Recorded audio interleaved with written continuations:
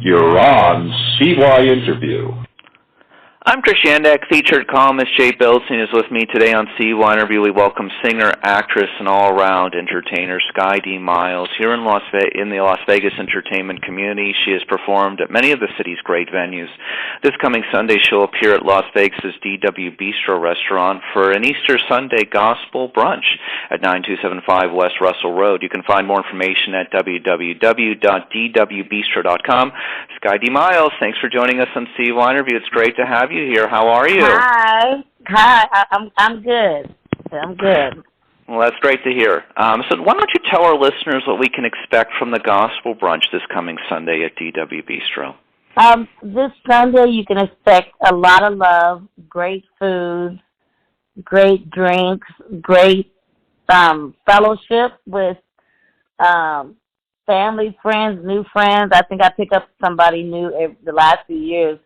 I've picked up a new group of friends. It's just a day of celebration of love. Bryce, one of the owners of DW Bistro, if you know him, he's just full of love himself. That's really what he wanted to do when he started having.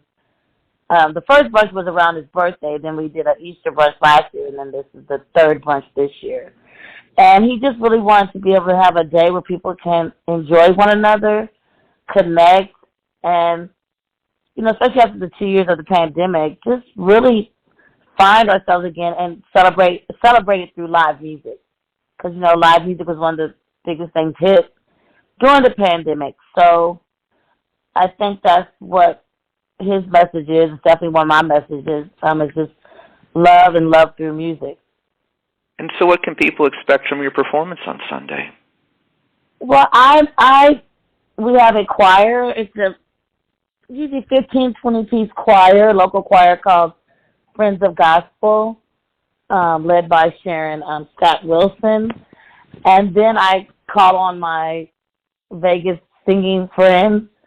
So we have a few guest artists. We have Jason Allen, who's pretty popular in town with Monday's Dark and the Mayfair Supper Club. We have Lily Arcee, who's part of the Raider Nation House Band. We have a couple of new people just in town. One thing I like to do is give people a chance to be heard. Whenever I have an opportunity to bring on more friends or new people, I like to do that on this kind of show. We have John Morgan. We have, oh my God, who else? Elise Branch, who used to be a part of Vegas the Show. So there's, you know, we have special guests, and this is going to be great music. Just great music, fun. Just think about I don't know what people's upbringing is, but you think about a great day on Sunday visiting your grandmother and eating great food and seeing your uncles and your aunts and your cousins and playing all day till the sun goes down. That's pretty much what the day is. A few years back, I was at an event for Melody Suites, and I remember you arrived, and so many in the room just gravitated towards you immediately. What does it feel like to have the respect of many of your fellow peers in the Las Vegas entertainment community? Everywhere you go, everybody wants to be around you, it seems. Well, they just think I have money, but I don't. No, when you mention that, it's like I don't think about it, because I think when you're just in a circle of people and people that you respect, you kind of just feel like, oh, everybody is treated like that. But I can say last year, after losing my mother, I had a group of friends that hosted a Love for Skye event for me, which was kind of like an achievement award. I felt like I was getting a Lifetime Achievement Award, and I don't think I realized I was loved the way I was loved or respected the way I was respected until then. And I have to say, it took me aback. I just am who I am, and I just do what I do. So I don't think about it being anything special. But but that moment made me kind of just say, "Oh wow, like, okay, God, thank you. Thank you that my works aren't done in vain, and that I represent myself well amongst my peers, and that I have the respect for my peers and people who follow me." Jay? Well, first of all, Skye, great to have you here, and second of all, rest in peace for your mom. And thank you. I realize that is the kind of That's the kind of pain that always stays with us. In the beginning, it's very pronounced, but then later on, it's still there. But we learn to live with that. And I suspect, although you could tell me, I couldn't tell you. I suspect that as a person in entertainment, a singer, and so forth, that our performances become infused with our emotions, and our emotions are generated by things that have happened in our life. And so I wonder, over the last number of years, have your performances changed because of things that have taken place with you in your own life? Yeah, I mean, to me, an entertainer, singer, performer, any artist, you definitely take your experiences. You should be, you are your talent, So you hope that, whether it be from a broken boyfriend all the way into losing, a loved one, which it just happened last year. So I'm really still just in the middle of trying to figure out what all those feelings are.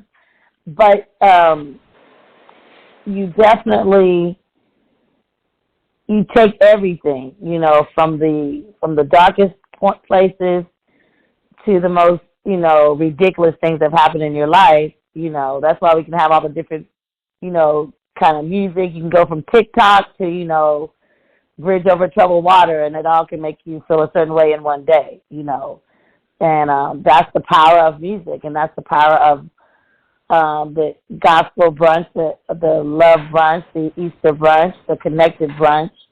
It's so people, I think living in Las Vegas, people think everything's always fun, but, performing for 15 years in these casinos, I've met so many people who are recovering from, cancer, or they just lost a partner, or they're getting a divorce. You learn that everybody's not here having a party, so you have to really tap into all the different emotions that people may be having. They may want to dance, but they actually may want to cry or remember as well. It's very interesting. As you're speaking, I thought of a song and the lyrics by the late, great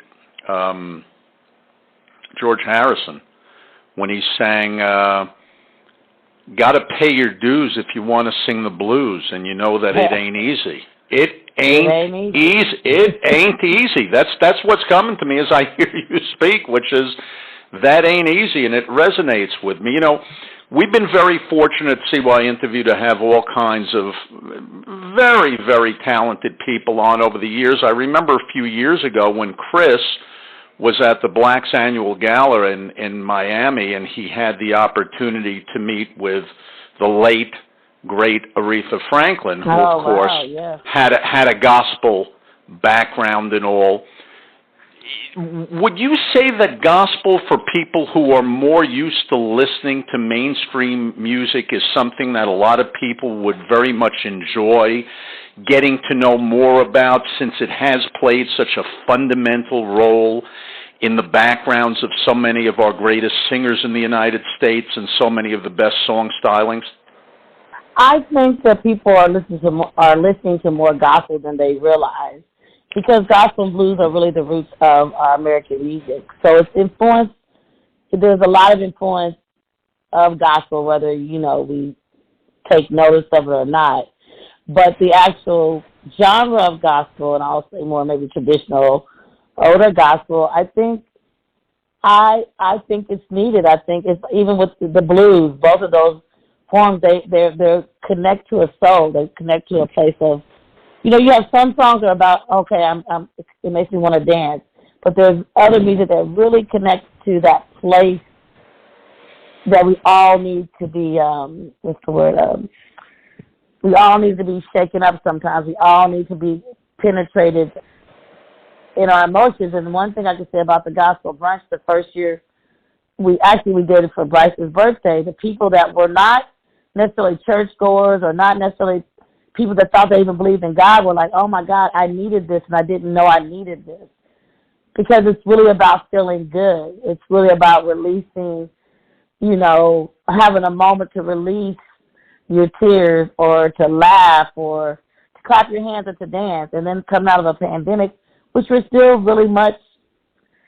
It was even more powerful last year because we hadn't seen people for a year. People hadn't been able to go to fellowship at work, at church, at sport events. We just had not been around each other.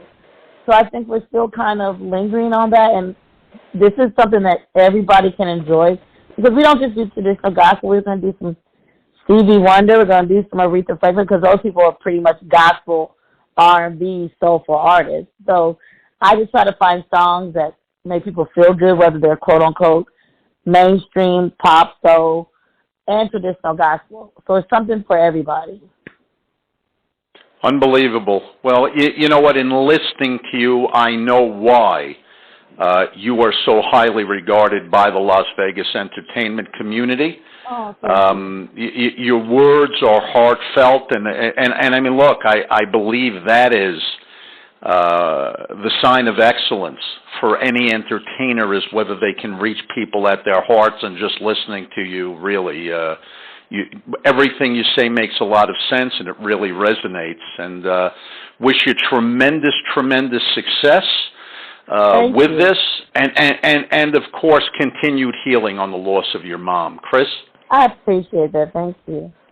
You can catch Skye Dee Miles this coming Easter Sunday for the Easter Sunday Gospel Brunch at DW Bistro. Find more information at dwbistro.com. So for singer, all-around entertainer Skye Dee Miles, featured columnist Jay Bilstein, and CYInterview, I'm Chris Shinnick.